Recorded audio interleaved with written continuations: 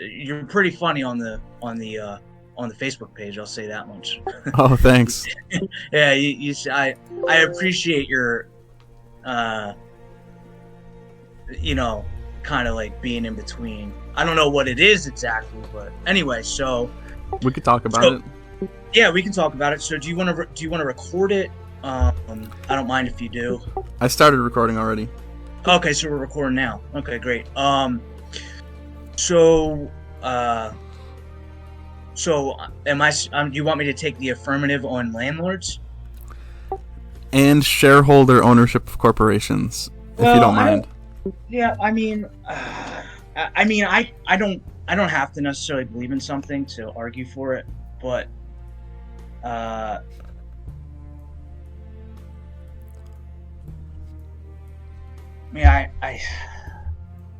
I said to you on Facebook, that really is more akin to socialism than capitalism to me. What is?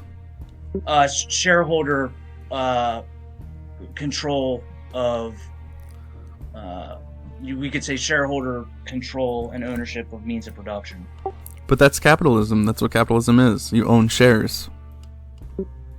Yeah, but it's publicly owned in the sense that anybody can,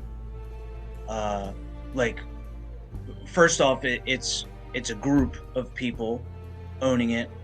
It's a democratic function of control. And as far as ownership goes, I mean, literally anybody can just own a piece of it. So you need capital to own it, though. It's based on capital and nothing else. There are no. So what I would don't use capital. What I would suggest is ownership is based on your contribution to the organization through labor or intellect or things of that nature, instead of simply capital. And when you buy shares, you're not even putting money into the company, you're putting money into other shareholders by raising the price and buying out shareholders. So you're not even funding the corporation when you buy stock. Well, the first thing you said, I'm just kind of a little lost here. Are you saying that we should do away with capital? So, not entirely. It has its purpose, but I don't agree with the 100% capital ownership system that we currently have. Okay. So, how would you... So, you would split up the 100% ownership into, 33 for capital, merit, and labor. Or you could split it up with, 50 labor, 30 merit, and 20 capital, or some combination of those numbers to get 100% ownership.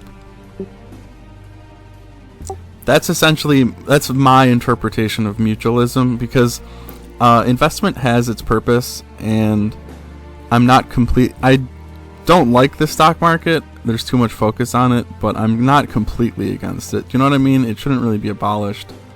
So yeah, I mean, I'm ambivalent about it too. I'm not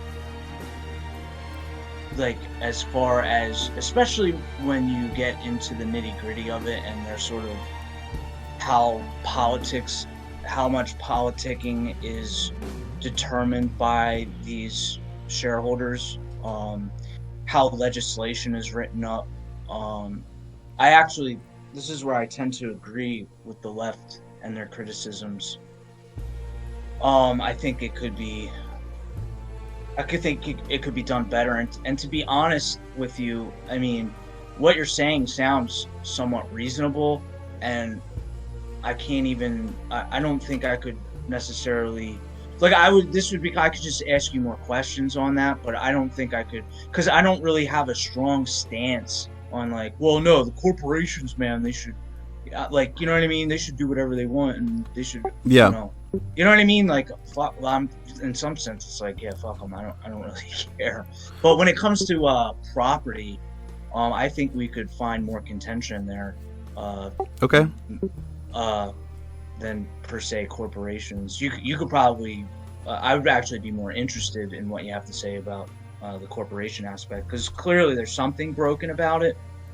But I tend to see it more as an issue with government than actual economics.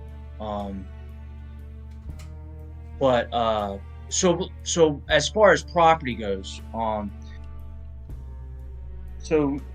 so I'll take the affirmative for landlords. I think that I don't see any issue with renting property. In fact, especially so it's not at, it's not the creation of property, it's the hoarding of property. So you're not constructing housing, you're hoarding housing and then getting a rate of return on it. Like, do you think usury is a sin to get a return on investment?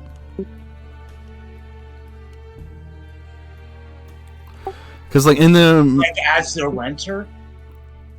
So it's not really investing because you're not creating value.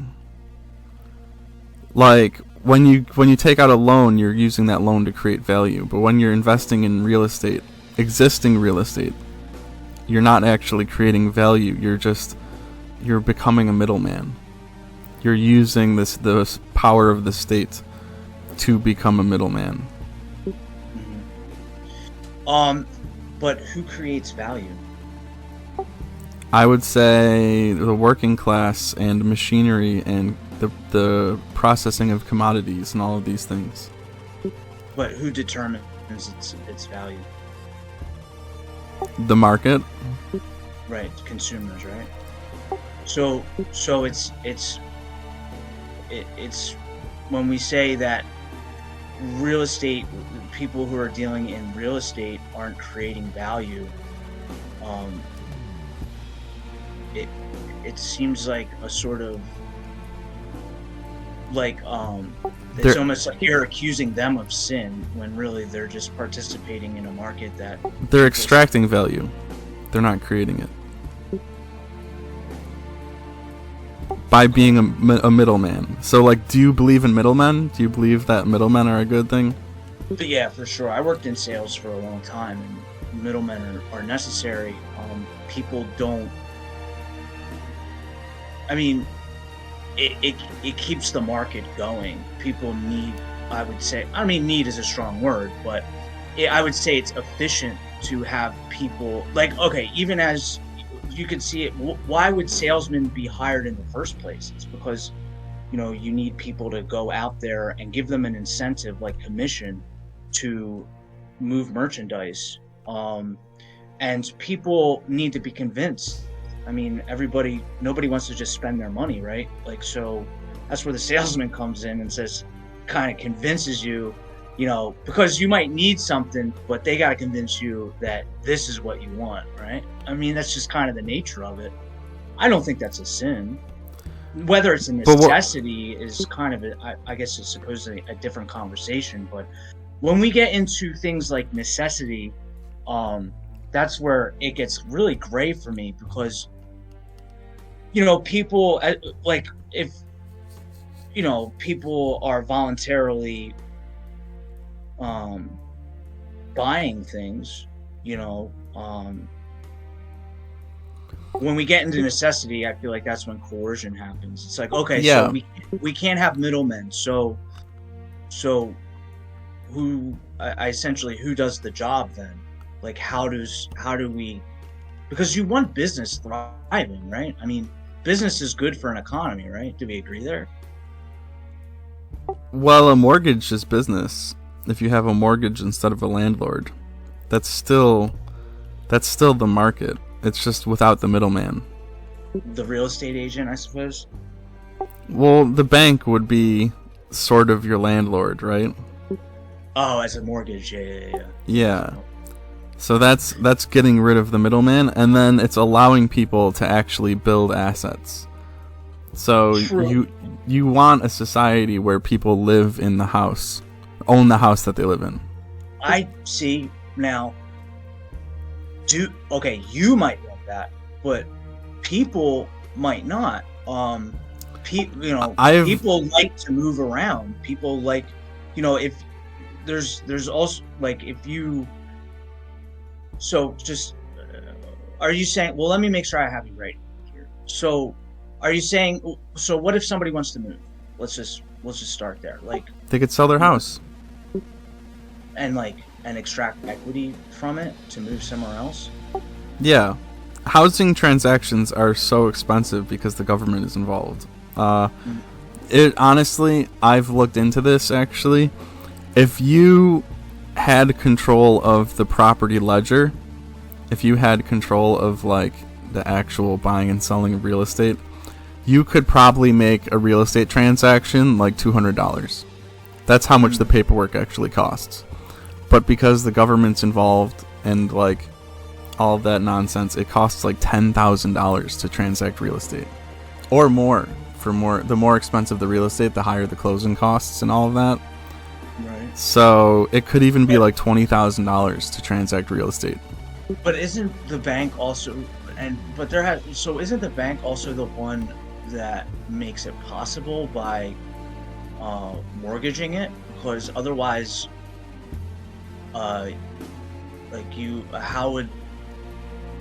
you would need a substantial amount of money up front. I mean, probably, assumingly, if not all of it, even more so, if you're going to get into a contract with a specific person. You understand what I'm getting at? Like, mortgages are a very normal thing and a very large part of business. It's not like this is something new, the idea of getting a mortgage. No, right, but what you're saying is the banks shouldn't be involved, right? No, the banks increased closing costs. Well, I think like the regulations increase closing costs, but if you had a deregulated environment, you could probably get a real estate transaction easily below $1,000. So who's the problem here? Because I want to know who I'm defending. Is it the bank or the landlord? Well, the debate is that the landlords are unnecessary middlemen. Ah. Okay. That was just an offshoot with the closing costs, and because you asked about moving.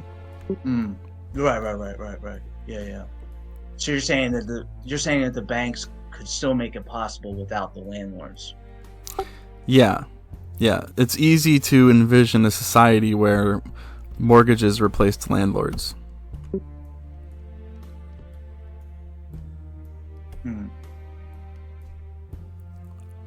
Okay.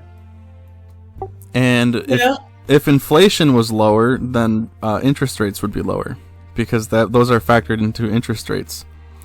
So, and then inflation lowers wages. So workers actually get hit twice by inflation.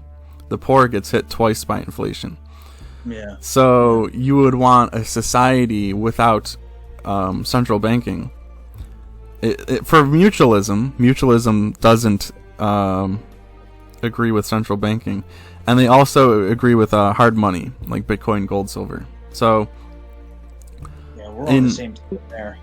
Yeah. So in that environment with 0% inflation, you could see interest rates at like 2% realistically, and no landlords in mutualism. So you're talking about housing prices that are significantly lower because there's no speculation, there's no landlord speculation, there's no investment speculation, and then they turn into more of a commodity actually when you get rid of landlords. And then you have the lower interest rates on top of that, and you're talking about housing that could be like sub $500 a month pretty easily. Right. Yeah. And it would be like for ownership or equity instead of basically just giving the landlord money. So or the bank. Well, either way, right. At least less, because there would still be mortgages though, right? Yeah. Some mutualists believe that usury should be 0%. Interest rates should be 0%. Wouldn't you have to nationalize the banks for that, though? I don't know how they would accomplish it, but it's you know like... what I mean? No, because like there has to be some incentive for the bank to be dishing out the money, and unless you national, why would they do it? Yeah, I think there's some disagreement there, but some of them believe that interest rates should be 0%. I think they said they would achieve it by just having that policy be mandatory with like credit unions, or putting their money into a credit union that charges 0% interest. Or actually, some of them said only enough to cover costs, so like no profit, only interest rates to cover costs. But in theory, market competition would push down interest rates so that it only covers costs. Yeah, but buddy, aren't we kind of getting rid of market competition by saying no interest rates and no landlords? Well, I disagree with the 0% interest personally. But the no landlords, that's a middleman. That has nothing to do with interest rates. Well, the middleman, well, for sure. But in regards to like a booming market for land, well, can we agree on this? That although, for all we can say about landlords, their middlemaning makes it simpler for the person who wants to move from one place to another or rent multiple properties to do such a thing, and by in so doing that, the market of, you know, the market is, we could say, what would the word be? There's more flux. There's more, you know, flexible. Well, no, flux, Flux. Like there's there's a market. There's a booming market, I would say, because there's middlemen making it happen. You know, and we could say, oh, they're ripping us off and so on and so forth. But I guess what I'm suggesting is, or seeing if we can at least agree, they do make it efficient for people to move around. Well, because I think if you were to make people commit to properties, you know, like I said, it's because the closing costs are unreasonably high, and the fees to transact real estate are way too high. That's the only reason. I mean, I feel like we're sidestepping the landlord's role in all this. You know, like they wouldn't exist. The landlord doesn't really care about that. He cares about extracting rent.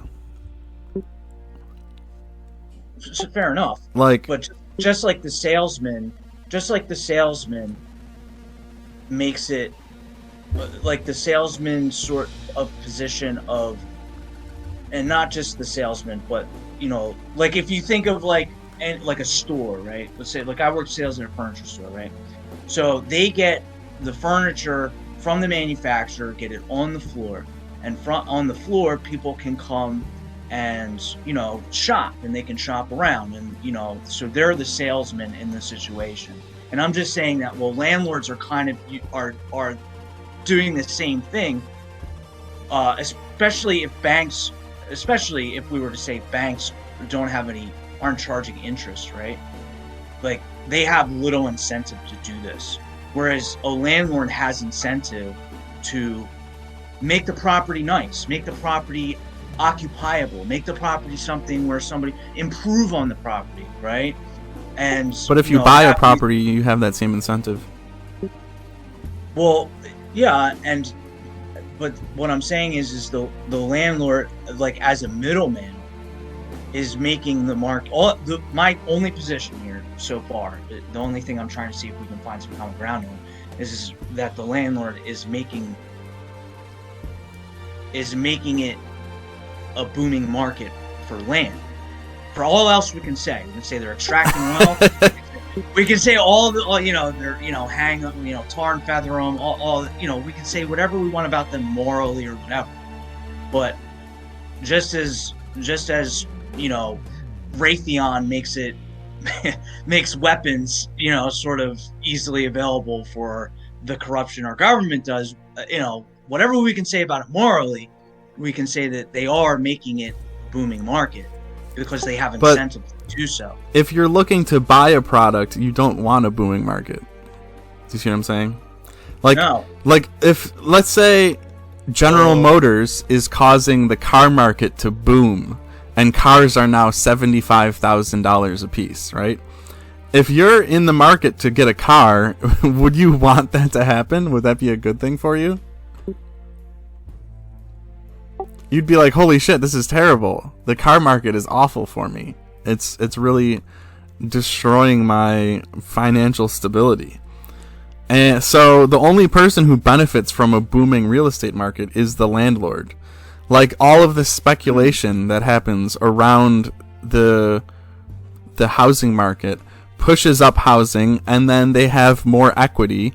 They can borrow against their equity. They can raise their price of rent. And it's like this giant clusterfuck that kind of sucks society dry.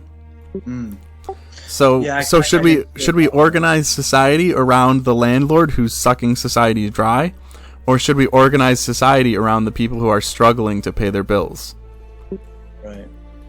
Well, on principle, I don't like the idea of organizing society, but I do see what you're getting at, where it's what favors the landlord can also be, at least monetarily, be against the person trying to rent financially. That makes sense. It does make sense in one sense. Yeah. Well, and what you're saying is, I want to make sure I got you right here. So what you're saying is remove the middleman, and it be more of a dealing of the bank. I suppose the banks become the middlemen, and people are dealing solely in equity when they're moving. Yeah. So okay, all right. So I lived in the city. I'm from Philly, right? And I'm just trying to figure out how that would work with projects and how that would work with apartments and stuff like that. So the banks would, so people would own apartments too. They would own their apartments, kind of like in New York City or even in the nice part of Philly, like yeah, City. like condos. Like condos, yeah.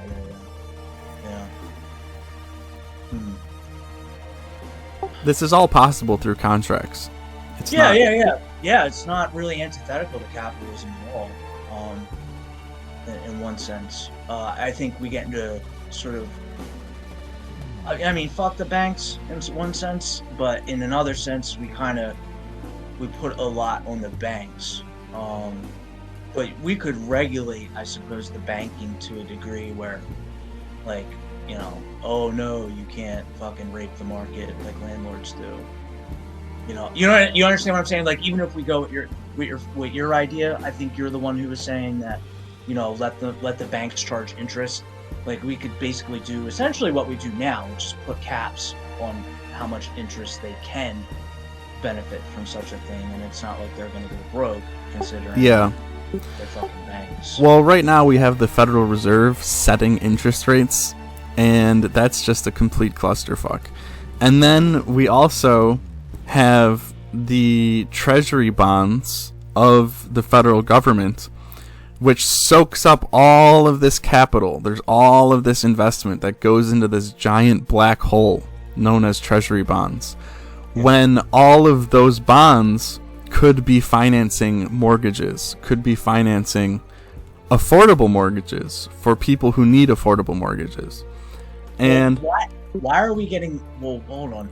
So why are we getting the government to finance them? I thought the banks. Okay, so people buy treasury bonds, right? Corporations, banks buy treasury bonds, right? From how I understand it, the government buys or sells bonds to the Federal Reserve. Yeah, well, not completely them, but they do own a lot. I think they own like 25% of all treasury bonds at this point. As the collapse happens.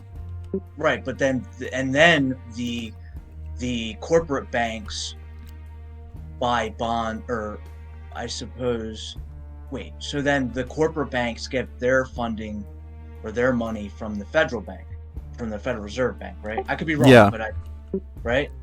Yeah, it's this clusterfuck of like cronyism.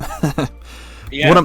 So what I'm trying to say is there's trillions of dollars of capital that are locked up in treasury bonds that could be financing the mortgage industry, and they could be pushing down interest rates for the mortgage industry. So people could get access to more mortgages at lower interest rates for cheaper homes. If we reformed the system, all of that could be possible at the same time. All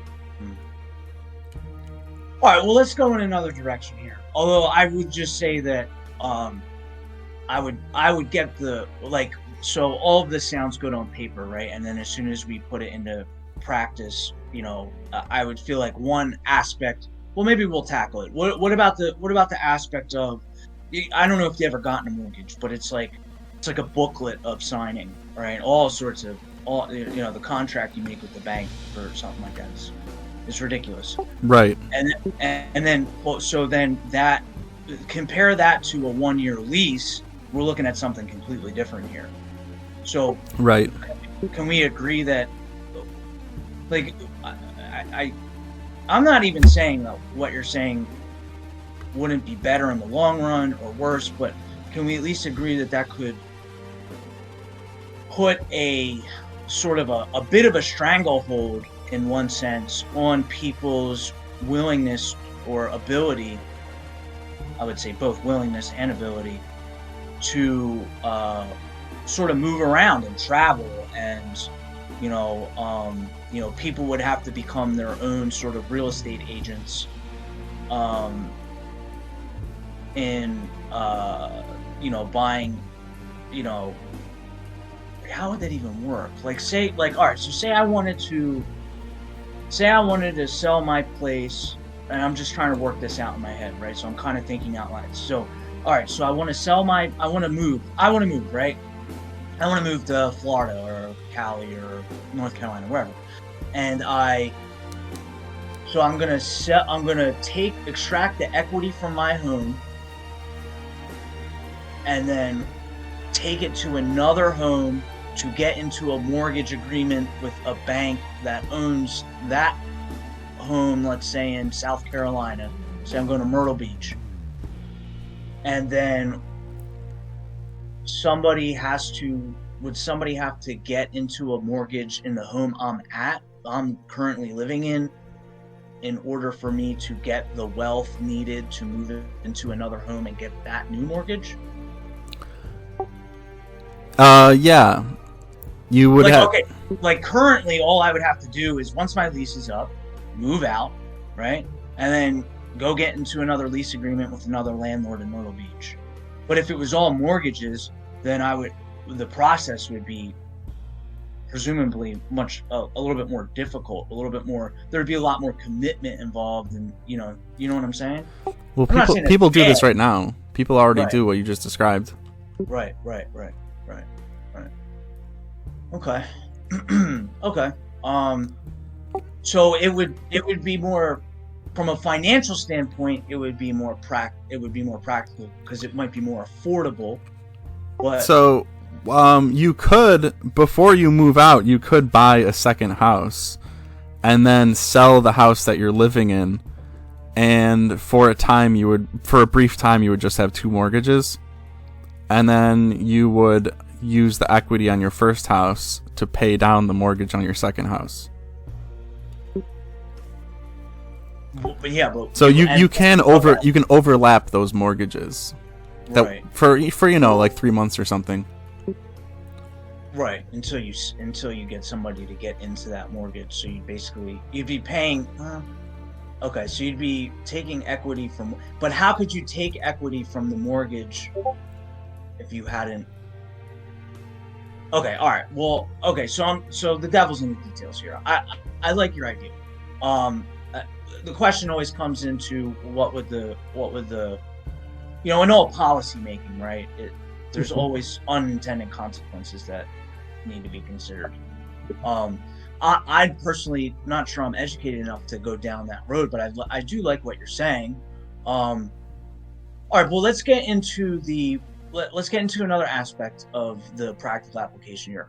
What do we do with all the landlords that already own properties? Does the government buy them out?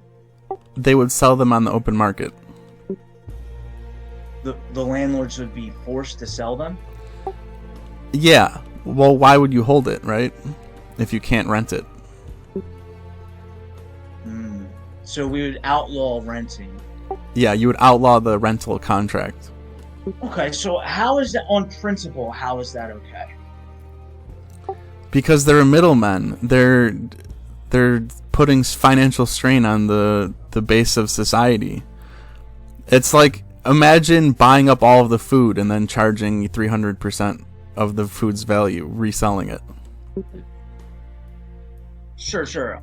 I mean, but what I'm asking, okay, but not so you're talking about landlords that are in the middle of a mortgage, right? And they're making mortgage payments with the rent money, right? Yeah. Okay. But a lot of people just kind of already own some set of property, right? Right. They would be selling it. Right. So yeah, so that's where I guess I can come in on that, because yeah, to me, I'm not sure how that's fair to a property owner. Well, it's fair to greater society. Obviously, there will be some people whose cash flow goes down and some people whose cash flow goes up. That's kind of the point of the policy. And so you're saying in a utilitarian sense, it's fair? In a justice sense, it's fair. Justice, based on what principles? Do you think middlemen extracting wealth from the working class is just? Well, no, I'm asking. You said just. I'm not. I wouldn't say that one way or the other. My sense of justice is I own something, right? It would be injustice for the government to say, well, for the greater good, you can't use your property how you're using it. To me, that's not just, right? Because you're on the winning side. Of course you would think that. Your self-interest is telling you that. It's not objective reality. Well, I am a renter, right? So, and let's not ad hom here. So, or guilty, or sort of guilty by association thing. Let's stick to the principles of fact here. Let's stick to logic here. So, I'm saying it because logically, my sense of justice would be, if I own something, then how I use it, as long as it's not directly harming someone, right? That's my right. And you're saying... But it is harming someone. Huh? It is harming someone. So now let's get to your sense of justice. How is it harming? Because it's inflating the value of rent artificially. And it's reducing the accessibility to housing. It's reducing people's access to housing, affordable housing. How is that, as me personally, as an individual landowner, hypothetically? The practice is, not you, as the whole practice of being a landlord is doing those two things. Well, I mean, you're... Like, is outlaw... Wait, no, because I don't think you're understanding. Me individually, as a property owner, right? So basically, now what you're saying is analogous to people own guns and guns kill people. The practice of owning guns kills people, so therefore, people shouldn't own guns. That's not quite hitting the mark. That's kind of off. It's more the gun shop owns so many guns and it charges like 5 times the value of the gun to rent it, like however much the value of using it would be.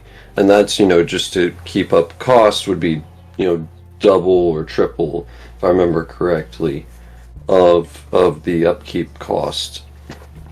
Fair enough. Closer. And thus the practice itself is what is unfortunately the thing. And then also the other important mitigating factor is the idea is this is a opt-in, opt-out sort of contractual thing where if you don't want to be a part of it, you don't have to be. This is going to be off on its own, completely voluntary. Okay, well, two things. The causal factor to the market being unfair is not any individual landlord. So to say to an individual landlord, to me, it's analogous to saying to an individual gun owner, well, what guns are being used for does this, but me as an individual landlord or an individual gun owner, I hold no responsibility for that. So it's the practice that's the problem. As an individual landlord, you're still taking off 1, 2, 3, 5 properties off of the market for the general society to use and to own. But I'm not responsible for general society. So you have to demonstrate how I'm responsible for general society. Because you're owning the properties and you're renting them out. What do you mean? How is that not responsible? It's part of the means of production. Right. Yeah. Yeah, and I'm a capitalist, so I believe that the individual... I agree. ...should own and control the means of production. We agree. So what's the problem? Why am I Okay, being when you're forced producing commodities, then it's not a speculative... there's no speculative nature to commodities because they can be produced and they can be transferred easily. Well, Real estate is an asset. It's a different thing. So, and not only is it an asset, but it's an asset that you need to survive, which is even more important. So, by hoarding assets that people need to survive, and then turning around and being a middleman in that, and controlling that access, how is that not an injustice? because I'm responsible for my capital and how I use it, and so is the bank that owns the property, and so on and so forth. How am I still don't see it sounds like what I'm hearing is it's not fair to people who don't have it as well as me, and that's correct. To me, right, and that's utilitarian, and I don't see how that's. I mean, that's. Yeah, I am really against utilitarianism. Would you argue in favor of slavery because it's good for the plantation owner? It's like, well, if I had to pay these slaves, it would be hurting me. It would really be hurting me to pay all of these slaves. So I don't believe it in the greater good. That's kind of how do we go from owning property to owning people? Because you're arguing that, like, the entire basis for you're arguing that there's no greater good, and that hold on for a second, because I want to respond to what you're saying. So the entire argument for freeing slaves is individual agency and responsibility, right? And honestly, the argument you're making is actually what the slaveholder said. We take care of our slaves. I know. I was being playing devil's advocate for a second. Oh, well, I am. Well, yeah. So like that. The entire argument was, hey, the slaves, and this moved on to the civil rights movement. We're cashing in on the American promise of individual responsibility and agency. That's not utilitarian. That's actually probably Kantian, or, well, really John Locke. It would be a Lockean sort of thing, but I would say ethically it would be Kantian. So, which is... I can't. I can't believe it. But I mean, that's the principle. Our ability to think and make choices makes us responsible for ourselves and our decisions, and no one else. And that's the only way. So Kant's whole thing was, can I will it universally? Right? And so it's like, if I, as me as an individual, making to take the utilitarian route, first we'd have to demonstrate that. This is why Nietzsche called the utilitarians blockheads. It's like, how many steps forward can you really determine? This was also Kant's argument against utilitarian. Okay, here. How about this? We'll make it really simple. Yeah, okay. Should the working class be paying 50% of their income or over 50% of their income to middlemen who don't provide any value to society?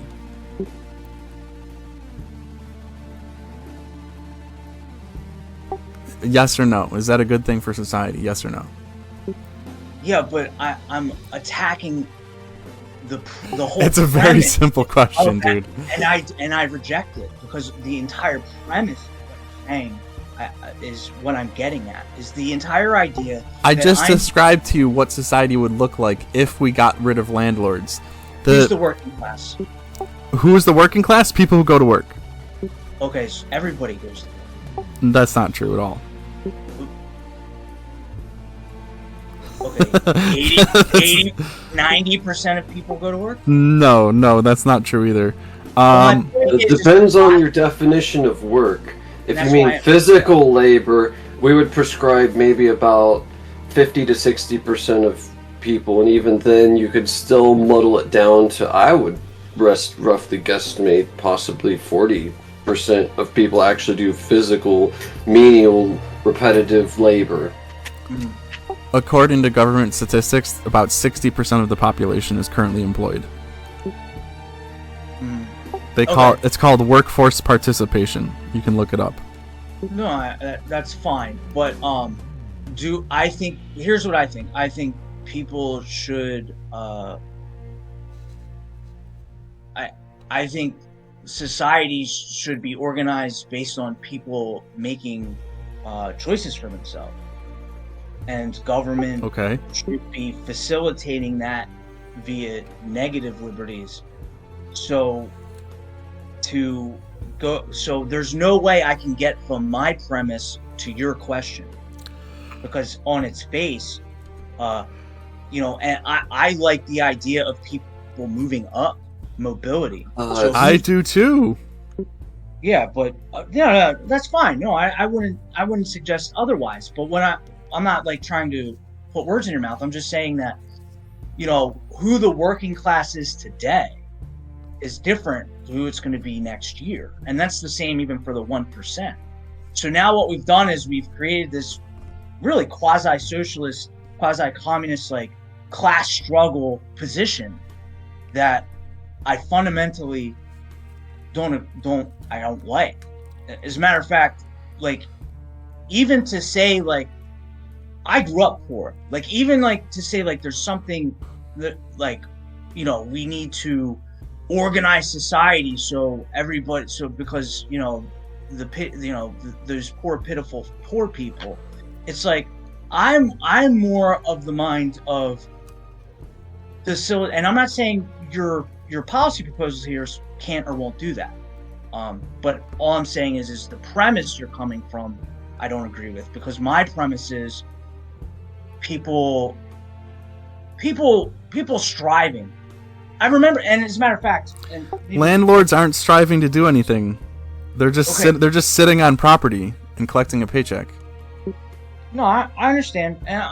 But arguments could be made in both directions.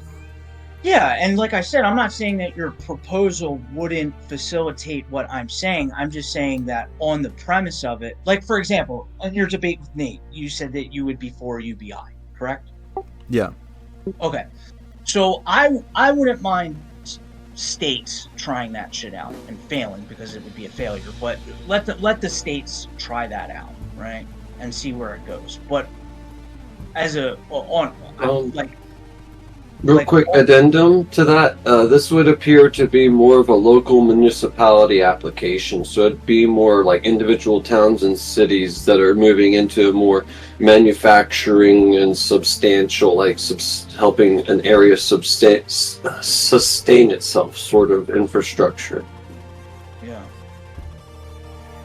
Well, and you're talking, and what is? Are you talking about the what arcology itself is, or is looking to be? Yeah, the Constitution that we have written. Okay, like the Mutualist. Wait, the Mutualist Constitution or the U.S. Constitution? We have a Mutualist Constitution. I'll have to. All right, I'll have to read that. Send me a link. I want to read that. Okay, so it's okay, and you okay. So what do you do about? Now this is where to get back to the sort of philosophical aspect to this. Forget the should. Let's get to the sort of pragmatism of it. Or why would people work if they have their basic needs taken care of? I think they want luxury. They want to improve their housing, improve their food, improve their vacations. They want toys, they want goodies, they want adventure. All of those things. Yeah, I agree they do. There's a Bible quote. It's man does not live by bread alone. Yeah, it's true. Man does not. I would say, yeah, I'm with you there. But also those who do not work do not eat, right? So, but if people are guaranteed their basic needs, there's a question of sustainability here. So, because and you did say that the whole idea here is self-sustaining. How can we sustain ourselves if people can just kind of pick and choose whether they want to work or not? Maybe not work at all if they don't want to. I mean, how many people do you think would take laziness over work if they could? And how is that sustainable? You know what I mean? This is where I'm coming from philosophically, where it's like people are responsible for themselves and things turn out good when people are, because they're the ones that have to deal with the consequence. So if people don't work, then wages will have to increase to to make up for that. And then as wages increase, prices increase. And then as prices increase, your UBI is worth less. So the market will just rebalance itself if we have a worker shortage. That's interesting. I still disagree with the premise, but I what you're saying makes sense, right? So, okay.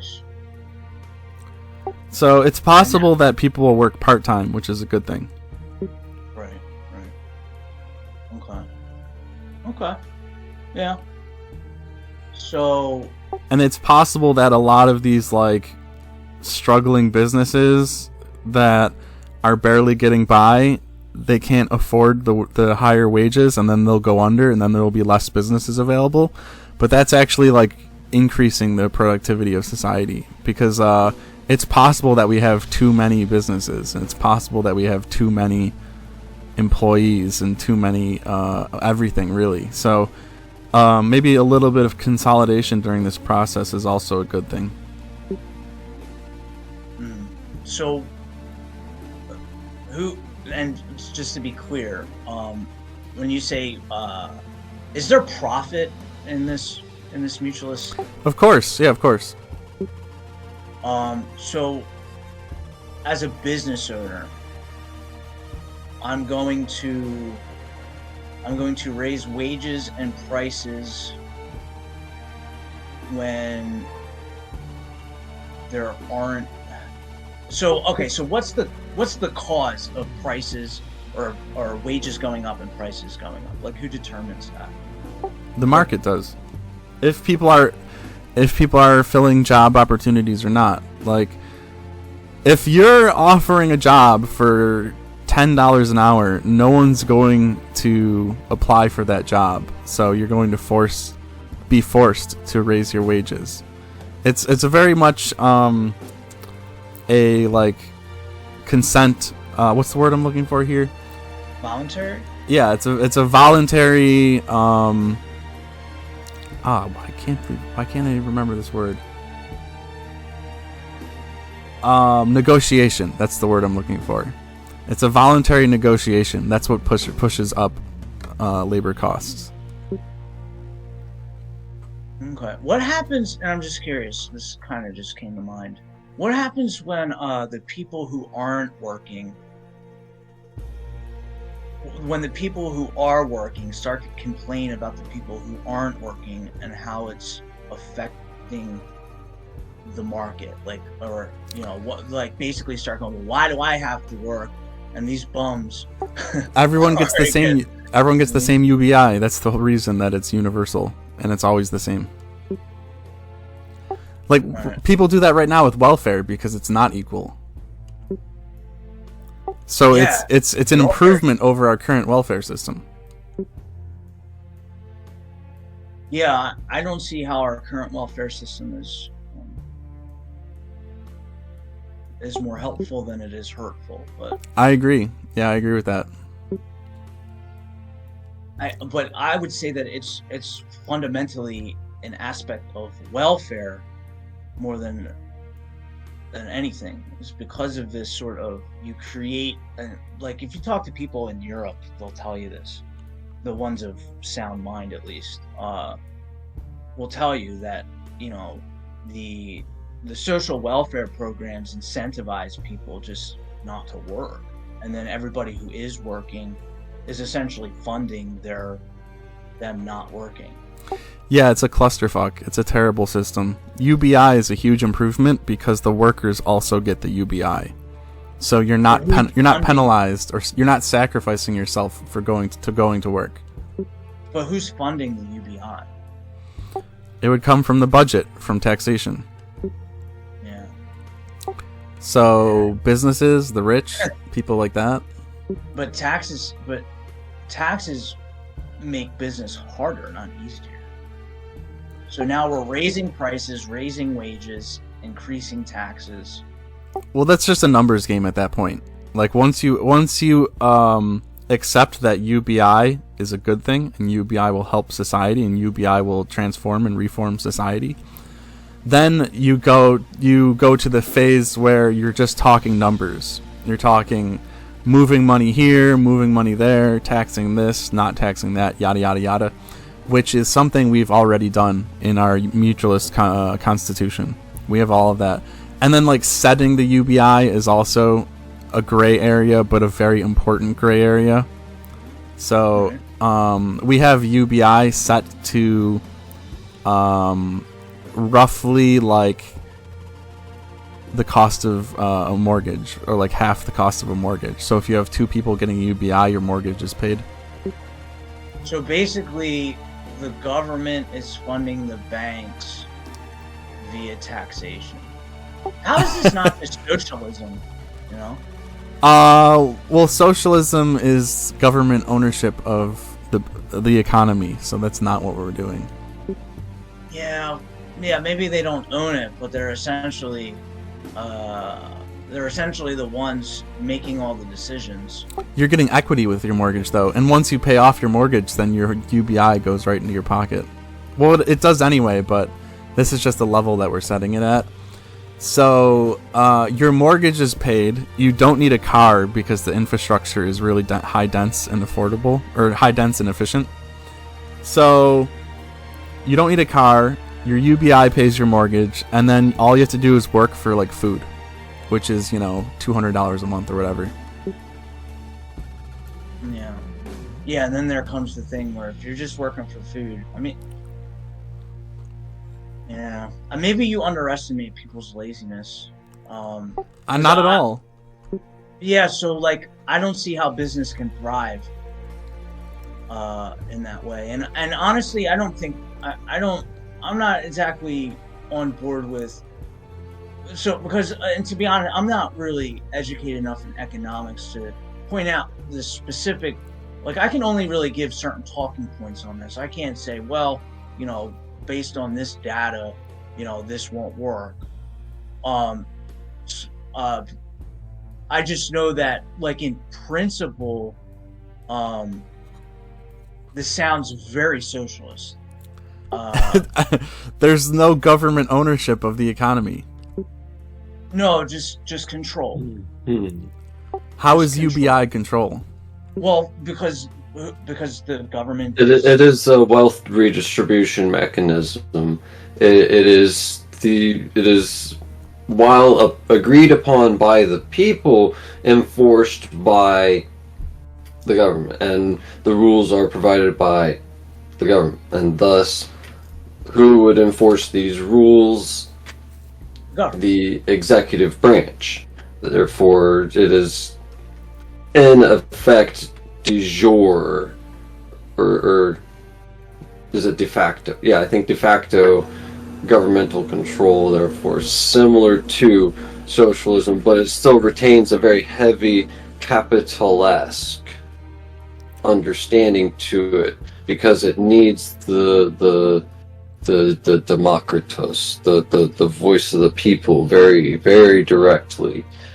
And then this lack of distance, though, will probably assist in that, which is why I think this might be a viable thing. Good chance, in my opinion, but I don't want to just overplay that. And then on top of that, though, I do suggest that, if possible, and you are up for it, you might want to go and make a parallel version of this, in case you run into anything of chance, shall we say. Yeah, you can have your own with Landlords. Mm-hmm. It's a local, like you were saying, what's the word for the type of constitution that City is? state. The other word for it, but yeah. Municipal. No, the other word for it that you were saying earlier. Mutualistic or something. Oh, mutualist, yeah. Yeah. It's that type of one. Also, we might want to work on a exogeny clause, things that are exogenous to the hexarchy and the arcology unit, so that it doesn't, lay waste to the land around it. Oh, yeah, we would own the land around the city, so it could be like forests and gardens and stuff. There's also a catacombs. Did you see the video on the catacombs? Not yet, but I'd like to. Yeah, that's actually pretty fascinating. It's underneath the gardens, and it goes down like 18 floors. Really? That's awesome. Yeah, so the goal is to create a 1,000-year golden age. So I calculated how many skeletons we would have, and how many urns we would have after 1,000 years of death. And it was like 18 floors of catacombs. I'd double that, and then I'd make for a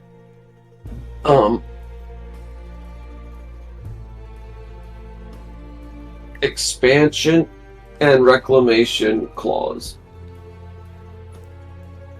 Reclamation being, alright, these guys' bones have been here long enough, time to put it back in the earth and take some science samples, and document this, and blah blah blah. I have a question. So, as far as this sort of direct democracy goes,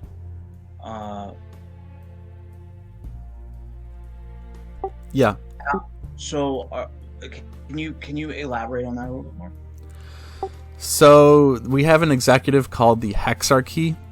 It's 6 people. We've already ran our election. We have them picked out.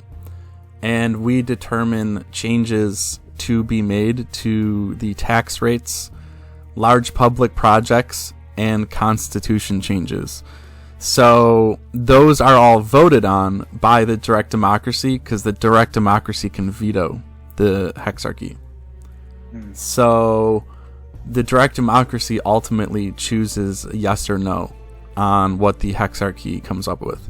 So the hexarchy is like the think tank, the elected think tank. And then the direct democracy is the veto of the think tank.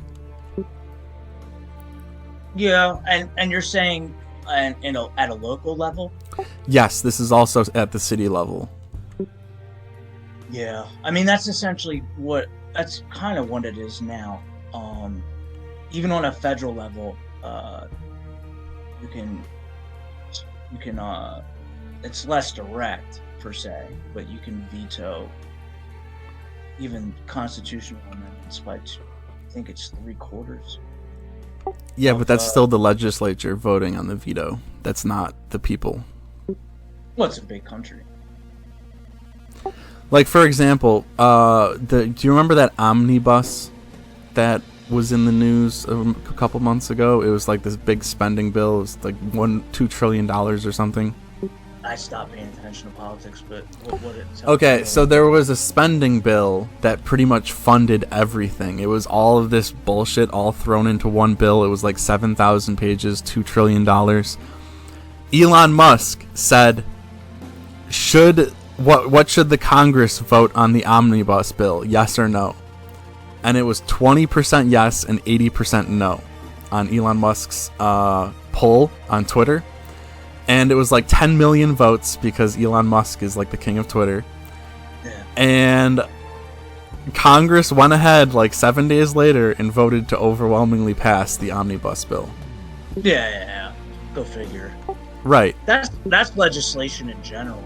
I mean, even like the legislators are hardly even writing up these bills. It's K Street in Washington.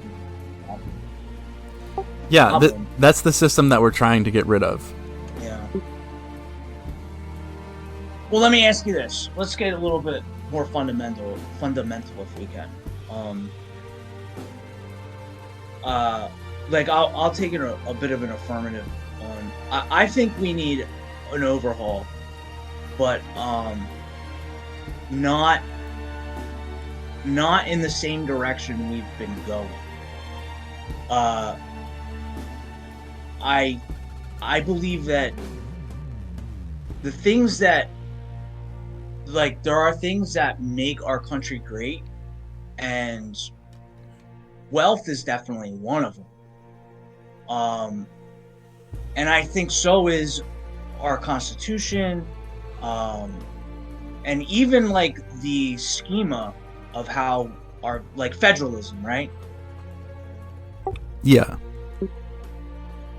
What I am not, but I think a lot of it is actually the antithesis to utilitarianism, and this idea of everybody being equal and everybody being, taken care of, financially and whatnot. I don't think we got there so much through utilitarianism, as much as it has been through just voluntary market functions. And I think even how some of the things that, like, even something like war, okay, this is about to be really controversial, but even something like war and the petrodollar, I could make a strong argument that even some of the wars we've engaged in to secure our place of power in the world is ultimately a good thing. And what about the innocent who die? That is war. It's hell. How is that a good... What? I said it would be controversial, but yeah, how is that a good thing? Let me just say one more thing. Fuck, I forgot now. I think you define... It'll come to me later, but you define what is good based on your frame of reference and no one else's. Did you notice that? No, I didn't. No, I didn't. In this, because you did the same thing earlier with landlords. Landlords are good because they're good for landlords. No. No. I didn't. It's not a matter of landlords being good. It's a matter of individual responsibility being good. What the only thing that can be truly good is intention. But as far as action goes, how do we know what are good actions? And what I was saying is what is a moral action is something that, is, how do you put this?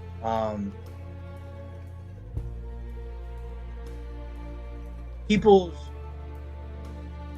can have good intent, but what makes something morally good is, what makes people able to make morally good actions are their free will. Because without free will, then you can't really say whether they're good or bad because they didn't make a choice. It is choices that makes us able to make morally good actions. So killing innocent people is morally good because you're exercising your free will? No, actually, the point I'm making... No, actually, that was for the landlords. Now, for as far as war goes, what makes war good? It's not essentially the fact that... It's not even that the war is good.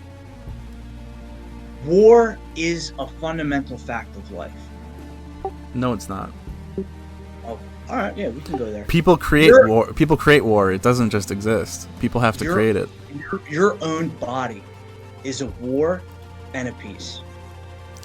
And to think that societies act any differently, there's no... I don't think I think your definition of war is kind of strange. War is when militaries go to... No, war is specifically governments killing each other using their militaries.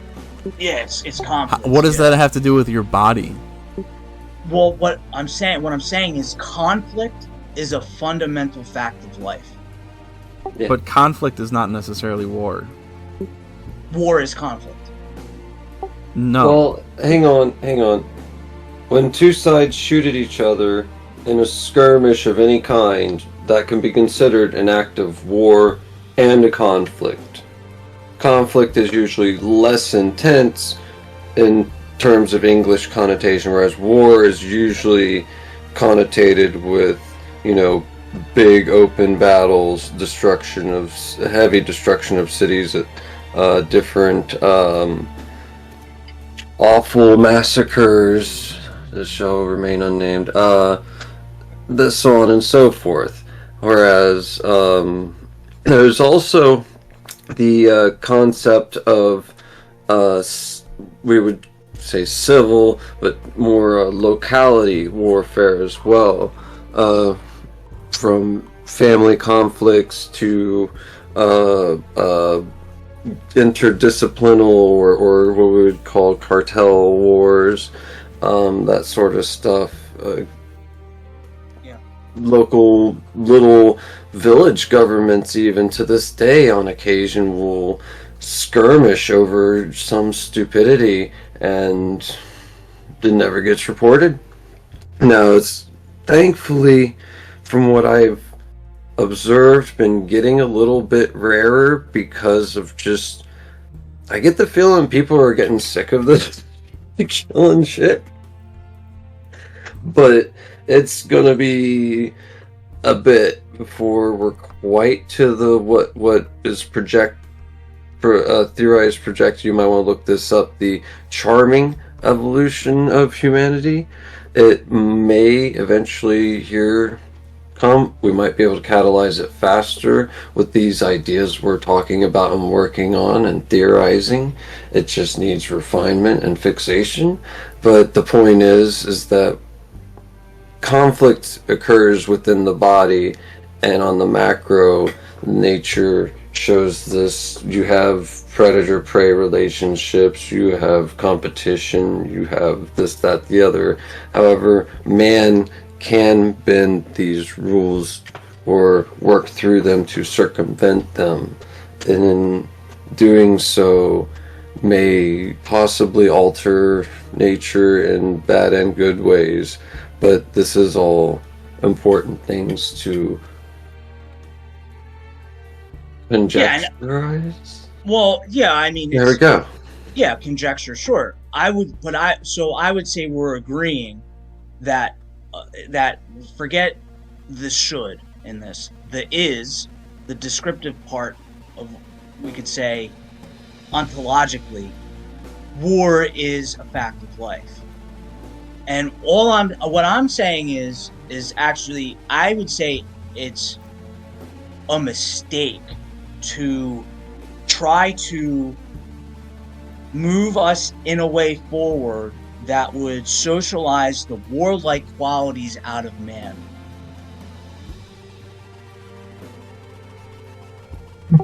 I To don't go think. along with this, What's the more- value of war? What's the value of destruction? the value of war and destruction is if there are any exogenous factors that would visit war upon us again, we might want to have at least the idea of how to predicate a defense for ourselves, and thus the technologies and methods should still be understood and practiced, but in a more, we would hopefully suppose, game-like fashion is my understanding, bringing that to the table. We should keep it within a simulatory nature, how they did in old Greek and Roman times with the Olympiads. They would use that in place of war at times. And so it would keep the spirit of competition while keeping it within the framework of peace, while unfortunately still allowing the old separatist understanding, while it does maintain the biodiversity and keeping these pools and allowing the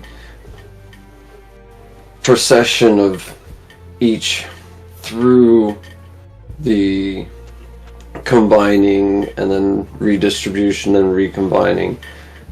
It's the helix. It's the cycle. It's the 1/1/3 or 137/1 thing. That's the sphere.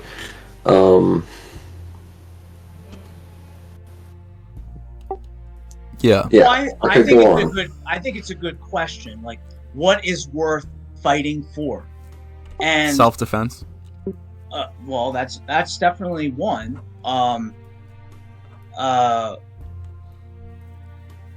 That's almost, that's a conversation to be had. But my concern is, I would say, moving forward from the fact of war being fundamental, is that even if you want a free and secure state, right? You want people, you want people, kind of like our boy here was saying, like, just like how, and we kind of do this today with sports, right? We still have this quasi-tribalism happening. We just kind of how outsource it to, Channel and suppress. Yeah, outsource. yeah, exactly, right? And my concern is we are becoming increasingly, and I don't mean this in a negative way towards women or anything, but we're feminizing men in a large degree, and just because we feminize them doesn't mean that the warlike quality is gone, right? Now it's become more of like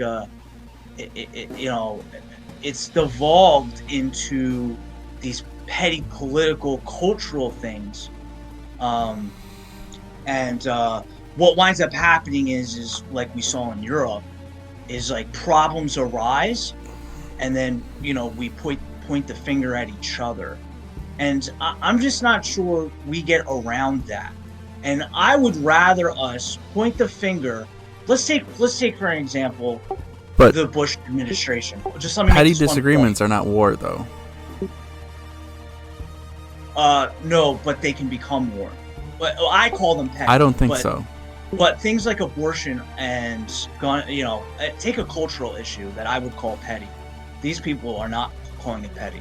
I mean, Right. you can listen to the rhetoric of I looked at a stat. It's like, especially over COVID. Let's take COVID for example. Like Democrats were like overwhelmingly in favor of like just fucking forcing vaccinations and forcing lockdowns. What the fuck? Right. So this is what I'm talking about, right? Now let's compare that to This is my family. let's compare that to the Bush administration. Yes, we were at war, probably killing some innocent people. Our leaders were probably war criminals for that. But you know what? We weren't talking about racism. We were very unified, right? There was this sense of nationalism that, and I'm not a statist, right? So don't get me wrong here. You sound like it, dude. I'm trying to be objective about the facts here. I'm just being objective about the facts here. What I believe in is probably quite more radical than any of this, but and it's actually quasi-religious, but we can get into that. But the facts is we were pointing the finger across the ocean. They're the bad guys, the terrorists, right? And a lot of what came of that was like, security apparatus and stuff, and that's a problem. All these things are problematic, but the point is, what I'm trying to make is we can't get away from this warlike quality that we have. And what I'm seeing happening in society is sort of like a decaying Christianity, where it's like, we want this sort of everybody taken care of and everybody be equal and everybody's sort of like a prey to the predators. And like on the left, the Republicans are the predators, and to the Republicans, the Democrats are a kind of predator because of their government, their relationship with the government and how they want more government. And I just feel like we're fucking weak. And this is how empires fall. That's my main concern, is that the empire Agree. falls, right? Could it be possible that the empire is falling because 50% of people's income goes to landlords and mortgages? Nah, dude. This is that has nothing to do with it. It has to do with abortion. This is so beyond materialism. Yeah. Right. Well, abortion isn't a material matter. It's a spiritual one. And this is kind of what I'm getting at, is this spiritual issue, right? Remember I told you I'm a Nietzschean, right? God's dead. What now? Right? What now? And I'd say we are. We are what? God? So you don't think we're about the closest we have at the moment, although I would argue that never alive in the first place, because always was, is, and beyond. But that's beyond our understanding in this discussion. Please continue. Well, yeah, so now that this is so Jung called this the fog of isms, right? And in the 20th century, all these isms, right? Even we're talking about mutualism, anarchism, communism, socialism, capitalism, libertarianism, ism. And it was really, I strongly believe that this is a product, an effect of the sort of death of Christianity, the death of God. And so now we need these new concepts, these new spiritual concepts. So we've spiritualized the material. All our biggest concerns are economy, politics, and there's no unifying factor of God the Father, you could say, or Christ, right? Like all that's, especially when you look at the sort of isms that have come about all of, with the exception of conservatives, a lot of these isms completely dispense with God. Like that. But if I can't afford housing, then where does spirituality come into the equation? How is spirituality the problem? Good question. So with the correct why, you can endure any how. And I'm telling you, so if you read, so just endure the fact that I can't afford a house, and the empire is strong because we have faith. The fact that you're worried, even though no one can afford housing, the empire is still strong. You're not getting it. The fact that your main concern is of material issues what is an effect of what I'm talking If about. you're struggling with homeless, yeah, that's going to be your main concern. Okay, material conditions have gotten better substantially. No, they haven't. Go look at all the cities. They're decaying. So since the People past talk about 200 this years, all the time. Okay, since the 19th century, we have gotten better off materially. I'm not convinced that we're talking about these issues because we're so concerned about the poor. I think we're talking about these issues because we need something to be concerned about. And because we don't have any faith in something higher. And I don't know if that's reconcilable. I don't know if there will be any sort of new religion. And I think making the material our religion, which is what we do when we get into these, I'm a anarchist, I'm a communist. This is very meta what I'm talking about. So, don't take this as an attack on any given political philosophy you have. I'm just saying that I'm coming at this from a different angle. The fact that we're concerned about that, I think, is more of an effect of what I'm talking about than any material condition, because we have shown throughout time immemorial that humans are capable of overcoming material conditions, the natural world. That's how we got here. Why don't we overcome the material conditions by banning landlords? Again, okay, fine. But all I'm saying is, that I think we have a bigger issue on our hand, and I think it's this sort of. I just think that there's a bigger issue at hand. I think that even if you got what you wanted, and everybody had everything they needed materially, you know what we would do? We would fucking wreck it. You should read Dostoevsky. He wrote a book called The Underground Man. It's a really good book.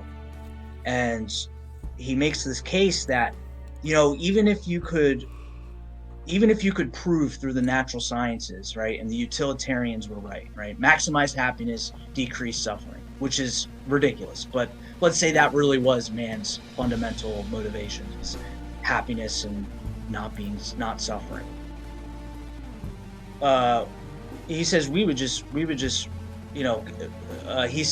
makes the argument, give man nothing to do with himself but eat cake and propagate the species, which just means fuck, right? We would play some nasty trick to just ruin it, because there is this warlike quality of us. We need conflict. And that's possible. Well, it's. I mean, I see it to be the case. And if you read Nietzsche makes the case that all pleasure and enjoyment is conditional to suffering. But suffering is how we got here. Enduring suffering. That's such a dismal way to look at reality, though. When reality could be better. Well, that's how the existential. And why does the landlord not have to suffer? You keep going. Why is it only the person paying rent who has to suffer? The person paying rent has to endure suffering for the empire to be strong, but the landlord doesn't have to even work. He just sits around and collects money and goes on vacation. Well, why pick the landlord? Why not pick the governor? And who's to say that when you pick these six people, this think tank, and everything goes wrong, what are the people going to do? Hang them, right? So we're always going to pick an enemy here. And I'm just what I'm trying to say is this is a product of decaying Christianity, and we need to fix our goal here. Because, we need Jesus. Yeah, I would agree with you. I think if people still had Christ, they would overlook a lot of these things. And there would still be the devils, the princes of the material, right? But and we would at least hold them to a spiritual standard, and it's still there, right? We still have an issue with it. Like, we don't elect atheists, right? Like, so there's still that, there's still that spiritual aspect to us. We're still dubious of people that, would claim such a thing. But it's, do you understand what I'm getting at, though? It's and there's issues with the dogma of Christianity too. Like, even if we said we were still Christians, there would still be that, shunning of the devil. Like, the devil has his place too. right? I can explain on that as well. Yeah, please. That comes with the Judaic and Quranic Iblis understanding and Peacock understanding, Shaitan, Hasatan, accuser, lawyer, the offense, prosecutor archetype. Yeah. They aren't a bad guy. They're just making sure the rules are followed and being the thing that is what you're doing. So when you're doing a thing, they are the outcome. The devil is literally in the details. They are the elves that make the machine go in this sense. Yeah. But it can be metaphoric and semi-internal, literal. You are usually your own devil. You're your own worst enemy in this case. Right. This is the ego, truly, at its core. It's the ego. Shadow. Yes, and then that's therefore the energy work people calls it the shadow work, or understanding why this is and working with it to be hopefully better somehow. Yeah. At least that's my intention and understanding, but I hope this has shed more light, elucidated, illuminated. Well, how about that? Lucifer. Right? He brings Exactly. light. Right. So that's where Christianity kind of went wrong. Where it's like, shun the devil, resist the devil. Yes. Where it's really like, well, no, I'm the devil. Right? The devil, the Lucifer as the light bearer shows me where I'm wrong, my shadow, where I'm inferior and need to work on. And Christ tried to do, like, that's what Christ did. He was like, look to yourself, right? Yeah. You want to point the finger. That's the devil. And then look at the 3 fingers pointing back. Right. And this is what we need. We need better myths. We need a better narrative.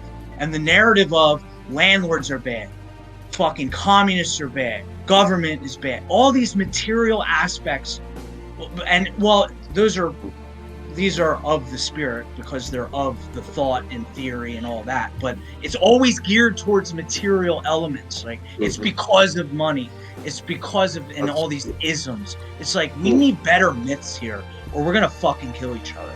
We will end this empire and be glad. Like, when, like, that's what Putin's doing right now. Putin's doing it right now. He's like, I will die in the rubble, because what else is there to do?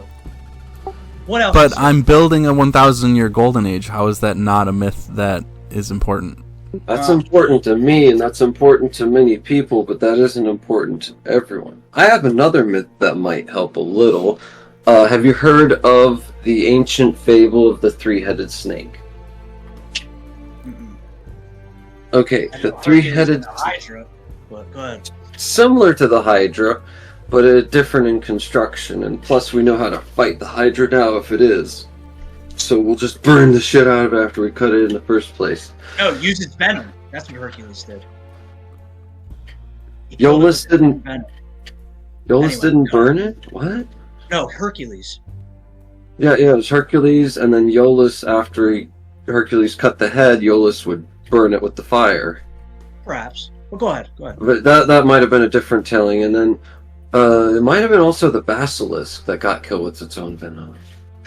Not sure. But anyways, the point is, the ancient 3-headed snake, it has a it has 2 very long-necked, very stealthy, very intricate and dexterous pair of heads. Very polaritous. For my modern analogy, one head is red, one head is blue, and when they get their fangs and poison into you, their venom rather, you see those who have been bitten by the other heads and their venom as enemy, and then you go into your fight response, and then there is the large and toothless third head, and it just comes in and picks up what's left. And it is this sort of spirit of nature. There's even a microbiotic creature that does this. And so it's a thing that sort of tests us and helps us have a litmus test for viability within ourselves. Yeah, it's Jung's idea, right? Snake isn't it? You're very blurted. Sorry, blurby. You gotta come closer to the mic. Young. Jung's idea of the anima. One of the symbols for the anima is the snake, right? And it's like it's our. And one way to look at it is our inner feminine. It's the things we fear, but also the things that we need to confront in order to transform. So let's try and bring this back a little bit, right? So this is why I'm a Nietzschean. I think that we need a myth that gives one of transformation. And transformation, and so there's no being, right? There's no ontology. It's becoming, right? And we need to have a myth that tells this idea of transformation for everybody. And it's Kafka. Utilitarianism just doesn't give that. It says it gives hedonism, and that's decadence. That's decay. Like let's just say the guy's struggling to pay his rent. So I would say, as a Nietzschean, let him figure it out. He'll find a way. He's got it in him. Stop pitying them. Let them figure it out. And stop telling them it's That's such a shitty way to look at the world. No, it's a realistic one. Stop telling them let it's those slaves just figure it out, man. Just let the slaves figure it out. Well, see, there's a difference. There's a difference because we can go and make this. We can go and get a shipping container for ourselves on a nowhere plot of land and try for ourselves. It's difficult, but plausible within our societal construct, whereas for them, no, it was not. Whereas we can do this, we can try. It is within our right, and that is the high difference, and that is why you're doing what you're doing. And I condone what you guys are doing. And that's why I say you're both right at the same time. Yeah. So my only thing is the devil aspect. Stop telling them it's the landlord's fault. It's not the landlord's fault. It's my fault. It's your fault. It's everyone's fault. It's like this. It's very paradoxical, but it's like I'm responsible for me and the state of the world. And the only thing I can do about it is by bettering myself, because by bettering myself, I simultaneously better the world that much. Jung would say the collective is only the sum total of all individuals. Right? And as soon as we fucking fall into this shadow of it's the landlord's fault, it's the governor's fault, it's the fucking commies, it's the conservatives, it's the liberals, it's just all finger pointing, and we don't take responsibility for ourselves. True freedom, Nietzsche would say, is being able to take responsibility for yourself. And that's the myth I want. Because this, so I'm in university, and dude, I get fucking, yes, it's good for me, but goddamn, do these people annoy me. Because they're just so liberal. I'm in mostly psychology classes, and just a sort, it's like in my social psych class, they're trying to tell me, all the societal elements that are driving people's decisions, and it's like you like it's just philosophically bunk, because how do you determine that cause and effect? The only real cause and effect you can say definitively is through free will, and free will might not even exist, but it's just the really only thing you can do is say we're choosing these things, and maybe it's not provable either way, but the only practical way of making things better is by people being responsible, because what we see when people point fingers is not good. I can say we can prove it. Do you know how I prove it? Go ahead. Are you familiar with the observer effect in quantum mechanics? Yeah, the no, that's different. That's part of it, but that's different. What I'm talking about is the other part of it, where we fired a laser, basically like electrons one at a time, through a pair of slits. And then what do you think happened when we first recorded it without observing the laser pass through the slits? Well, from what I understand, there was a difference between when we observed it, it changed its route. Correct. Yeah. So, wait, where was I going with this? Oh yeah, free will. So I would suggest that because I would suggest program our own reality with the penumbra of our mind, and thus necessitate that yes, free will is real, even if it was just, kind of knacker believing it, as long as there's some sort of causal actuation mechanism that we can sort of work with, even if it's just some kind of quantum fuckery of, meat electrocuting itself in some funky patterns, then by all means, we should probably do this to causate free will by programming our own reality. Well, we in some sense are, and that's the existential take, is we are fundamentally the meaning makers and value makers of the world. Without human beings, there is no value, there is no meaning. We create it. It's through us, and we can,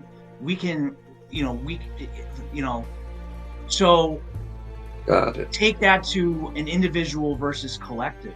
It's like, my whole stance would be, what makes man great, what makes us great, is our confrontation with suffering, danger, instability, and our willingness to overcome it and create something better. I don't want your handouts. And this isn't a conservative or even a capitalist take. It's an existential one. I don't want you to give it to me. Mm-hmm. I want to prove what I am. Right. Yeah. And I understand the sentiment, and it's very Christian. Mm-hmm. It's like do unto others, help. And you can still do that. But isn't it really the case that the people, because the altruism, even to be a true altruist in practice, you have to be somebody who has the sort of wealth or wealth of personality even to bestow upon people. So it's through the rich and powerful, you could say, that altruism is even something conceivable,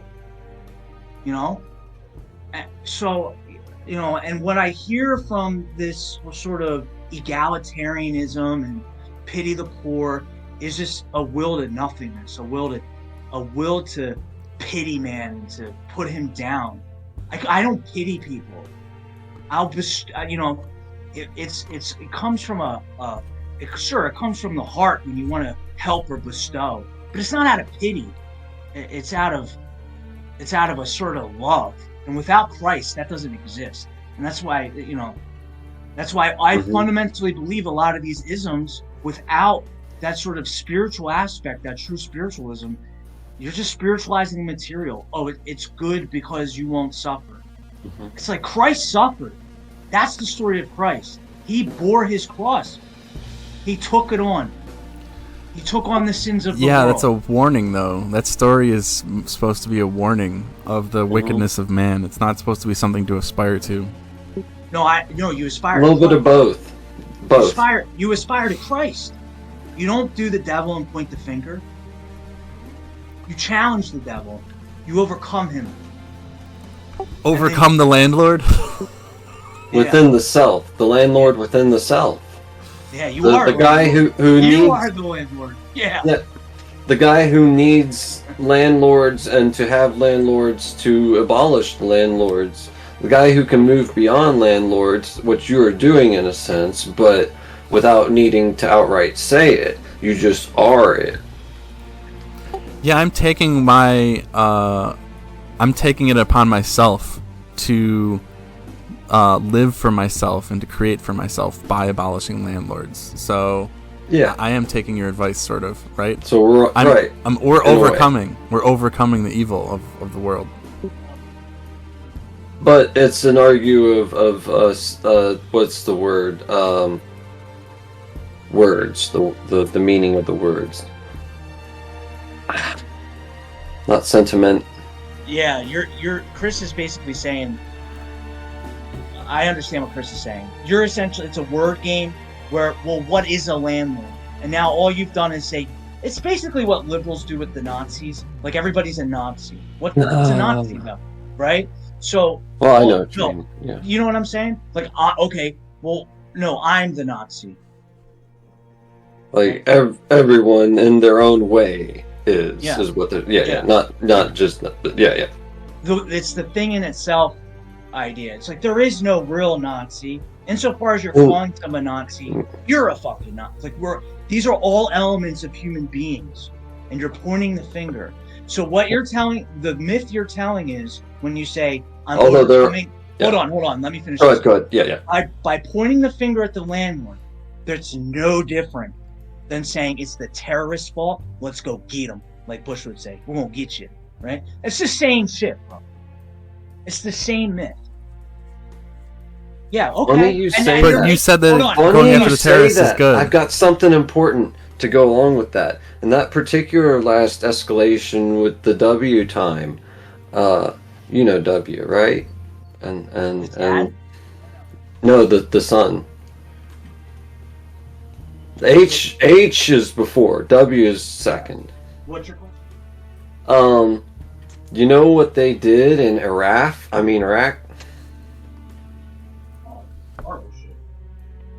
Worse. Yeah, worse. Do you know why? I think that.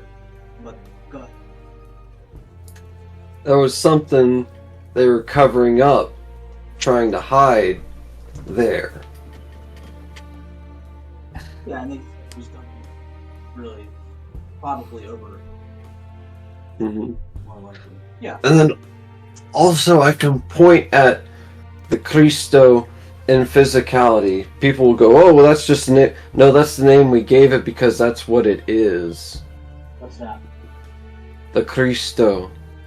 The fluid that goes between our brain and the bottom of our spine, that's in our spine. That goes up into our head and is our brain's fluid. That is a uniting, quantum entangled field because of genetics.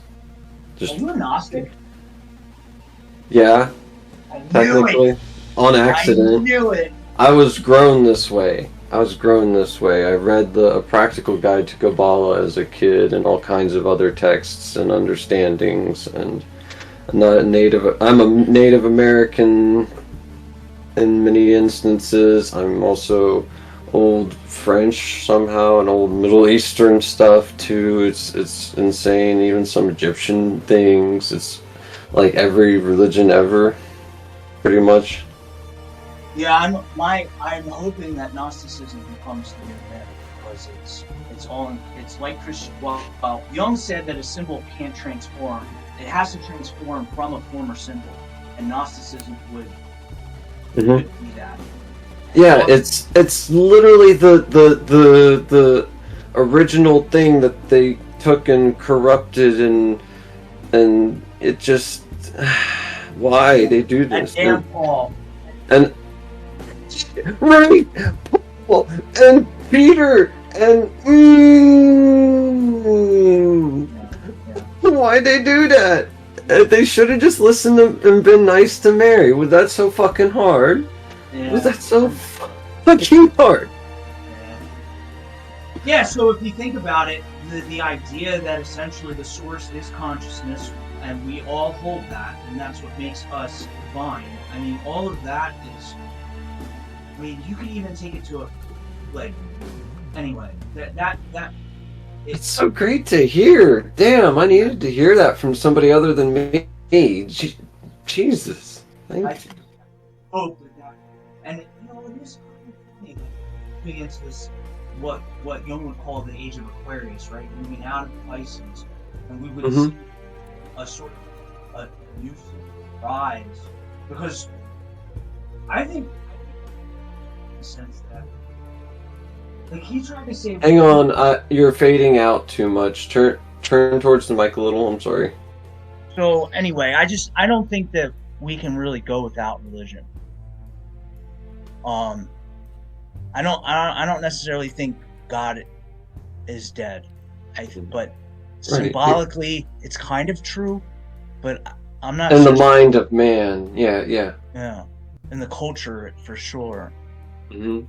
So I foresee, I hope that Gnosticism can become the new Christian symbol. Oh yes, it is. And it makes sense. It's very applicable for the time. It gets rid of some of the old dogma and keeps the good. Mm-hmm. But if we still have landlords, what's the point? That's not part of this discussion exactly. In fact, you could use this to help your argument. I just helped your argument by tenfold, basically.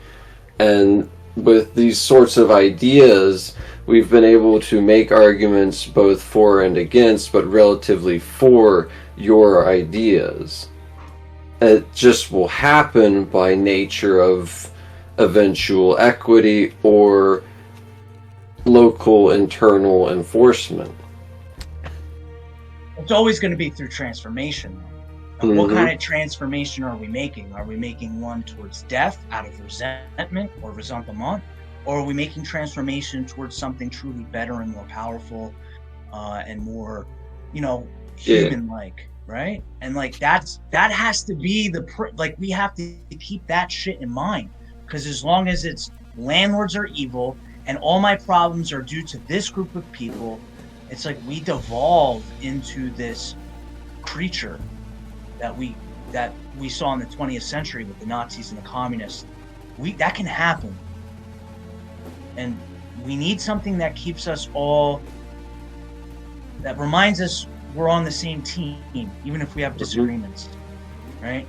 Like, I'm not saying landlords, I don't praise anyone besides God, right? So I'm not going to sit here and say, no, the landlords, the landlords are good. I'm just saying that you're talking about human beings that are just a part of, they're just making it how they make it, right? And while you might not have resentment in your heart, you will attract people that do with these ideas. That's my only concern here, is the warlike qualities in man that we need to harness so that we don't become victim to it. Which is paradoxical, but it seems to be the case. Okay, do you want to wrap it up there? It's almost 2 hours in. Yeah, I gotta go to work soon. This is a good conversation. This is a great conversation. Yeah.